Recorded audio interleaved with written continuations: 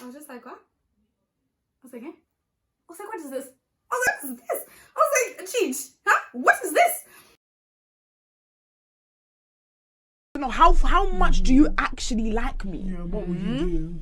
What will you do to bag me? That like sometimes that's the question, because there's some guys like you, but they don't like you that hard. And they won't go out and do things for you. They won't go over beyond. They won't go above. I want a guy that can go above and beyond for me, because me as a woman, I know what I have to offer in terms of it, physically, emotionally, financially. I know what I have to offer. If I have a man, I got him.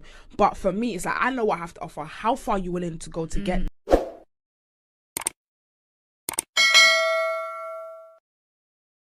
Hi friends, welcome back to my YouTube channel. My name is Nyasha Tundi, and if this is your first time coming across my channel, then welcome. I hope your energy and mine connect. I hope we click so much that you actually end up subscribing. If this is home, welcome back. Welcome back. Oh my gosh, I feel like it has been forever. I have been aching to create content, but you know what? I've been busy. I've been busy. But you're busy, guys. Anyway, getting into today's video. So, if you follow a certain guy called Solomon Bucci on, I think that's the name. I don't know how you pronounce it, but in my head, that's how I say it. So, if you follow a certain guy called Solomon Bucci on his Instagram, then or maybe if you don't, but probably you've come across his posts, his tweets, at one point or another, because I have. And I came across his post the other day, sometime last week, and this post said, if you're a woman and you have less than $10,000 and you have less than $10,000 in your account, you should not be thinking of marriage. Oh my gosh. I was just like, what? I was like, eh? I was like, what is this? I was like, what is this? I was like, cheat, huh? What is this? So, like, my first instinct was kind of, I know I need to have money, but do I need to have 10 grand in my bank account before I can actually, 10 grand in my account before I can start thinking of getting married? So yeah, I just thought we would talk about that, ladies. How much should a woman have in her account before she starts thinking marriage, you know? Like, so yeah, I thought we would talk about this today. How much should a woman have in her account before she starts thinking of marriage? To begin with, firstly, I am a young Christian woman. I profess the Catholic faith, and it is my understanding that as a woman, I need to put in certain things in place. I need to prepare myself before I get married, and I think this is for everyone across any religion or any culture. You need to be prepared for it. You need to invest something in your self before you decide or start thinking about getting married.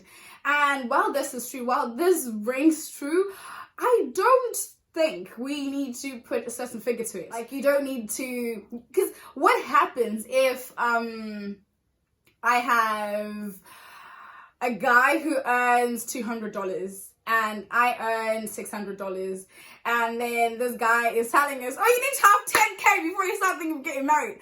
Well, I don't think that was the intention behind the post. I think the post just meant to say, you know, we need to have money of our own, money that we call our own. It just comes back down to the fact that perhaps as women, this is something we're very uncomfortable with. This is something we are not very comfortable with, because I have come across certain people who say, I know what I'm bringing to the table. How much is he bringing into life? How much is he bringing to my table? I'm very expensive. Oh, I'm high maintenance, yada, yada, yada. I know that it's a bad thing to be high maintenance. No one's saying that, but just be high maintenance as a person who can afford being high maintenance. If you cannot afford to be going to the spa every single weekend, do not go. Do not go. Don't go. Don't sit there and tell us you want a guy to just come and fund your whole lifestyle, because, I mean, looking at it, realistically speaking, if you can't afford to take care of yourself, it would kind of be a burden to someone else, even if he loves you, to just take care of you. While this may be true, I've got so many thoughts in this topic, you guys. I have so many thoughts on this topic. The other thought I had when I read this was, but it's not my role to provide, though. Like, it is not my role. I need to have the choice to choose whether I want to go to work, whether or not I want to go to work out of my own accord. Like, me going to work should not be a matter of I must go to work, because if I can choose to decide, if I can choose and decide to stay at home to raise our kids, that should be my choice. I'm not saying this is what I want to do, please. All I'm saying is that, like, I should have the choice to make. Do I want to go to work, or do I want to stay at home and raise the kids? And this decision should not in any way, shape or form affect our relationship or the finances in our relationship. Call me archaic in a way, but honestly speaking, if I were to choose to stay at home, I don't want to be then worried about, oh my gosh, the extra income, like we're going to die from hunger and stuff like that. So I feel and I believe what God says. God says a man is a provider. And so that's just what I hold on to. Not just because I want to be taken care of, because I can take care of myself, okay? I can take care of myself. I can take care of myself. If you think I am lying, I have left that whole sugar dating, sugar daddy, sugar baby lifestyle a long time ago. So I don't live in that house no more. I don't live in that place anymore. So don't come here trying to run me over from the way. Don't come here trying to come at me sideways, because that is not me anymore. My point is, guys, if the guy is meant to be the provider, if my husband is meant to be my provider, I don't see why I should have 10k in my account before I decide whether or not I want to marry this man or not. You know, like, do you get my drift? I don't know. I kind of I feel like I'm going on. Let me know what you think in the comment section. Should the guy, you know what? I understand the fact that gender roles are not traditional as they used to be before, but I feel like that's kind of the problem, because now we have all this gender disorientation going on, this gender role confusion because of these things. Like, guys waking up and telling us as women we need to have a certain amount of money in our accounts to take care of them or to do, you know, like for women empowerment. I am all for women empowerment. I am all for women doing things that they want to do for them to get money in a good and morally upright manner. But at the same time, again, I don't think it's something that should hold me back. If I have $200 in my bank account and I want to date a man and think marriage, it is not supposed to stop me, because nowhere did God say, hey, until you need to have money in your account for you to take care of this man. God never said that. But God did say, like, he's going to provide, you know. So, yeah, that's just what I think about this matter. Tell me, guys, what do you think? Going on to the other side of the matter, though, I definitely feel like women should be able to support themselves financially. I feel that it raises a lot of problems. For instance, if you have that 10k in your account, it will allow you to make a decision on whether you really truly want to get married to this person or not.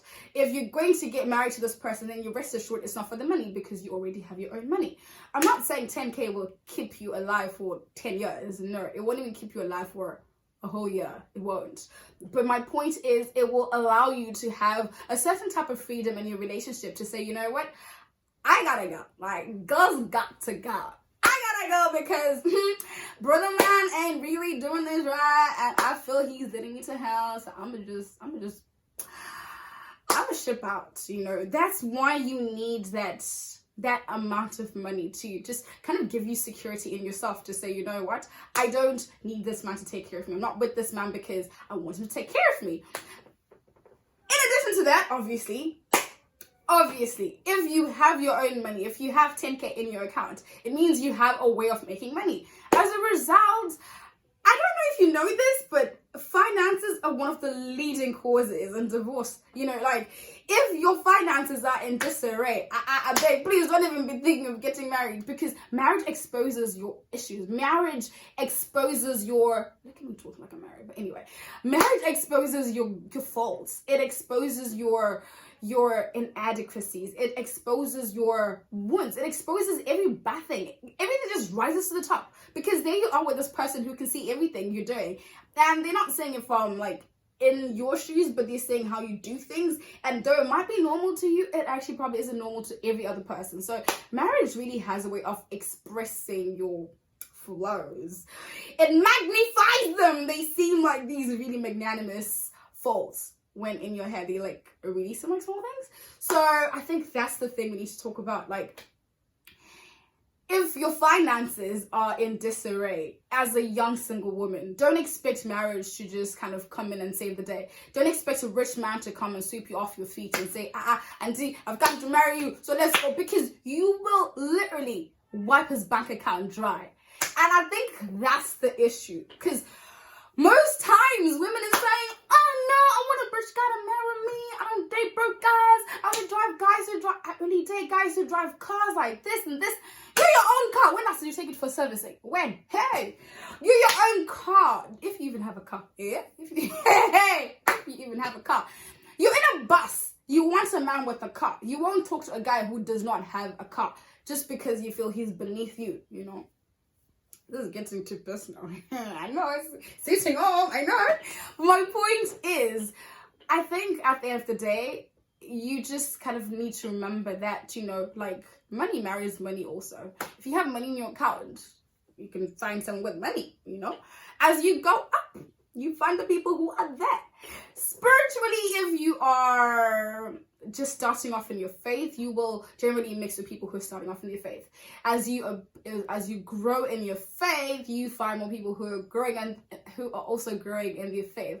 So as a result, undoubtedly, obviously, when you have more money, you will meet more people with money, because you'll be hanging out in places where people with money hang out. It's simple like that. This is not a Google search type of issue to say, oh, where do rich guys hang out? Or, oh, what do rich guys do for fun?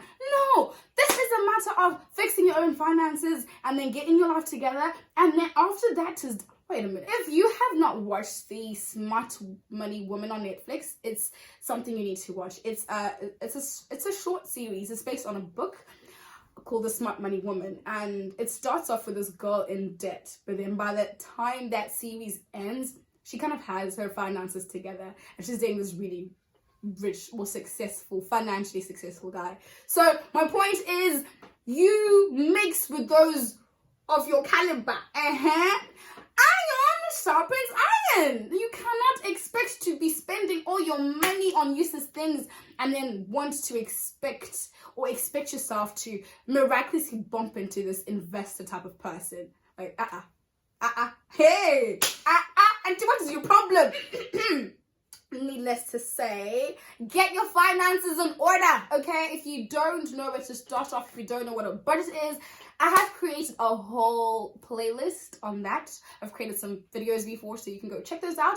And hopefully you get to learn from them. If you have any questions, feel free to DM me or email me, whatever you want to do. Have an amazing day.